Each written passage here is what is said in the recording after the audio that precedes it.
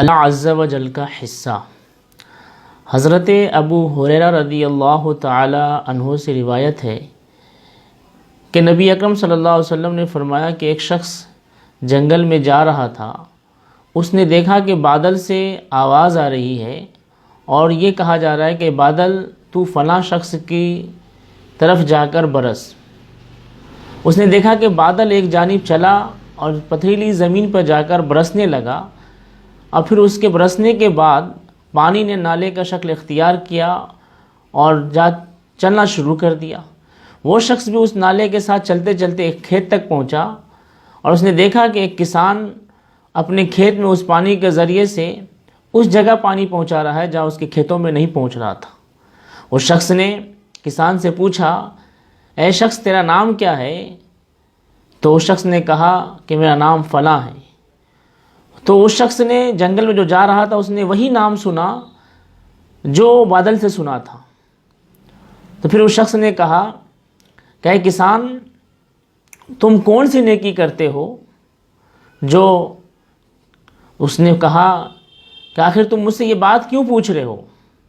تو اس نے سارا واقعہ بیان کیا کہ میں نے جنگل میں بادل سے تمہارا نام سنا، یہ کہا جا رہا تھا بادل سے کہ جاؤ فلاں شخص کے کھیتوں میں جا کے برسو۔ آخر تم کون سی نیکی کرتے ہو کہ اللہ تبارک و تعالیٰ کی رحمت تمہارے کھیت میں نازل ہو رہی ہے؟ تو اس کسان نے کہا کہ سنو، آج تم جب پوچھتے ہو تو میں بتاتا ہوں کہ میں جب کھیتی کرتا ہوں تو کھیتی کرنے کے وقت پوری کھیت کا حساب کر کر میں اس کے 3 حصے کرتا ہوں۔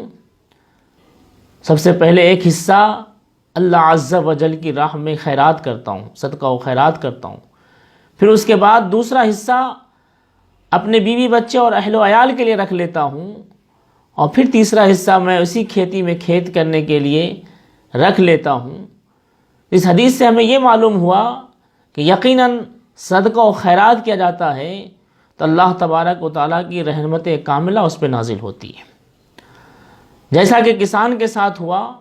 اور اس حدیث سے ہمیں یہ بھی معلوم ہوا کہ صدقہ و خیرات ہم جتنا کرتے ہیں اس کے ساتھ ساتھ ہم اپنے اہل و عیال پہ بھی خرچ کریں، کیونکہ اللہ تبارک و تعالیٰ کو جتنا یہ پسند ہے کہ بندہ صدقہ و خیرات کرے اللہ کی راہ میں، اتنا ہی یہ بھی پسند ہے کہ بندہ اپنے اہل و عیال پہ بھی خرچ کرے، اس کے خرچ پہ کنجوسی نہ کرے، کنجوس نہ بنے، کیونکہ حدیث پاک میں آتا ہے کہ اپنے اہل و عیال پر بھی خرچ کرنا یہ بھی ایک طرح کا صدقہ ہے۔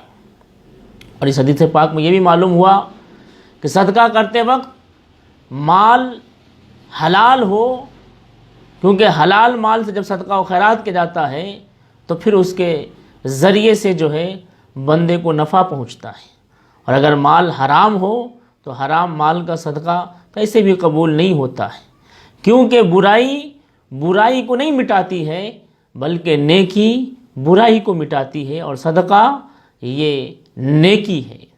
اس حدیث سے ہمیں یہ بھی معلوم ہوا کہ صدقہ و خیرات کرتے وقت ریاء کاری نہ ہو، دکھاوا نہ ہو، ورنہ تو دکھاوا کرنے والے کا عمل اس کے منہ پہ مار دیا جاتا ہے، جیسا کہ حدیث پاک میں ہے۔ دوسری حدیث ہے کہ اللہ کے رسول صلی اللہ تعالی علیہ وسلم ارشاد فرماتے ہیں کہ کل بروز قیامت جو سب سے پہلے حساب و کتاب ہوگا ان میں سے ایک شہید کو بلایا جائے گا، اور شہید کو اللہ تبارک و تعالی اپنی نعمتوں کو یاد دلائے گا۔ شہید اس کا اقرار کرے گا، اللہ پوچھے گا کہ اے شہید بتاؤ تم نے میری ان نعمتوں کا شکر کیسے ادا کیا؟ تو وہ شہید کہے گا، مولا مجھے جو طاقت و قوت ملی تھی، مجھے جو بہادری ملی تھی، میں اس کے ذریعے سے تیری راہ میں جہاد کرتا رہا، اور جہاد کرتے کرتے میں شہید ہو گیا۔ اللہ تبارک و تعالیٰ کہے گا تم نے جھوٹ کہا، تم نے جہاد اور شہادت اس لیے پائی کہ لوگ تمہیں شہید کرے، تمہاری نیت یہ تھی، اور دنیا میں تمہیں کہا گیا، لہٰذا اب اس کا تمہارے پاس کوئی صلہ نہیں ہے۔ پھر اسے گھسیٹا جائے گا اور جہنم کی طرف پھینک دیا جائے گا۔ پھر اس کے بعد ایک عالم کو لایا جائے گا، وہ شخص لایا جائے گا جو عالم ہوگا، جس نے علم سیکھا اور سکھایا ہوگا۔ پھر اس سے پوچھا جائے گا، اے شخص بتاؤ تم نے میری نعمتوں کا شکر کیسے ادا کیا؟ پھر وہ شخص کہے گا کہ ہم نے تیرے قرآن کو پڑھا، علم دین حاصل کیا، اس سے لوگوں کو فائدہ پہنچایا، اللہ تبارک و تعالیٰ فرمائے گا تم جھوٹ کہتے ہو۔ پھر اللہ تبارک و تعالیٰ فرمائے گا کہ تم نے علم دین اس لیے حاصل کیا تھا کہ لوگ تمہیں دنیا میں عالم کہے، لوگ تمہیں دنیا میں جاننے والا کہے، وہ سب کہہ دیا گیا، اب اس کے بعد تمہارا کوئی صلہ میرے پاس نہیں، اسے بھی جہنم میں پھینک دیا جائے گا۔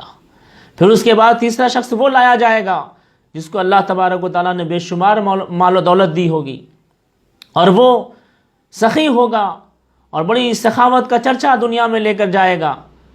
پھر اللہ تبارک و تعالیٰ اسے اپنی نعمتوں کو یاد دلائے گا، وہ شخص اللہ کی نعمتوں کا شکر ادا کرے گا۔ اللہ پوچھے گا بتاؤ تم نے میری نعمتوں کا کس طرح استعمال کیا؟ وہ کہے گا اللہ جو تو نے مال دیا تھا میں تیرے خاطر تیری راہ میں خرچ کرتا تھا۔ اللہ فرمائے گا تم بھی جھوٹ کہتے ہو، کیونکہ تم نے جو سخاوت کی ہے، جو تم نے مال و دولت کو میری راہ میں خرچ کی ہے، صرف اس لیے کہ تاکہ تمہیں سخی کہا جائے، اور دنیا میں تمہیں سخی کہا گیا، لہٰذا اس کا بدلہ میرے پاس تمہارا کوئی نہیں ہے، اسے بھی جہنم میں پھینک دیا جائے گا۔ تو عزیزان ملت اسلامیہ، اس حدیث سے ان تینوں اشخاص سے یہ بات ثابت ہوئی کہ ہم جو بھی عبادت کریں، چاہے صدقہ و خیرات ہو، نماز و روزہ ہو، حج و زکوٰۃ ہو، ہم اس میں ریاکاری اور دکھاوا نہ کریں، کیونکہ اللہ تبارک و تعالی ہمارے دلوں کے احوال سے واقف ہے، ہمارے دلوں کے خیالات سے واقف ہے۔ اگر ہم یہ نیت کریں گے، آج کل وہی ہوتا ہے کہ لوگ صدقہ و خیرات کرتے ہیں، لوگ دوسروں کی مدد کرتے ہیں، تو جتنا مدد کرنے سے خوشی ان کو نہیں ملتی ہے، اتنا اس کی تصویر کشائی کرتے ہیں، اس کی ویڈیو بناتے ہیں، اور بنا کے پھر دوسروں کو دکھاتے ہیں کہ ہم نے یہاں مدد کی، وہاں مدد کی۔ یقیناً ہمیں تو یہ چاہیے کہ ہم اگر سیدھے ہاتھ سے صدقہ و خیرات کرتے ہیں تو الٹے ہاتھ کو خبر نہ ہو کہ ہم نے کیا دیا ہے۔ یقیناً ہمیں کوئی بھی عبادت کرنی ہے تو صرف خالص اور خالص اللہ ہی کے لیے کرنی ہے۔ اگر اس میں ذرہ برابر بھی دکھاوا اور ریاکاری آ جاتی ہے تو آپ نے ذرا دیکھیں، اندازہ لگائیں۔ کبھی جو میں نے عرض کیا حدیث پاک میں جو ہے کہ سخی کو، شہید کو، عالم کو جب پوچھا جائے گا اور ان کے ان تینوں عمل کی وجہ سے اس میں ریاکاری پائی گئی تھی تو اللہ اسے جو ہے جہنم میں بھیج دے گا۔ تو ذرا سوچے، آج جو صدقہ و خیرات ہم کریں اور اس میں ریاکاری ہو، دکھاوا ہو، تو یقین جانیں یہ عمل ہمارا بجائے جنتی ہونے کے ہمیں جہنمی بنا دے گا۔ السلام علیکم ورحمۃ اللہ وبرکاتہ۔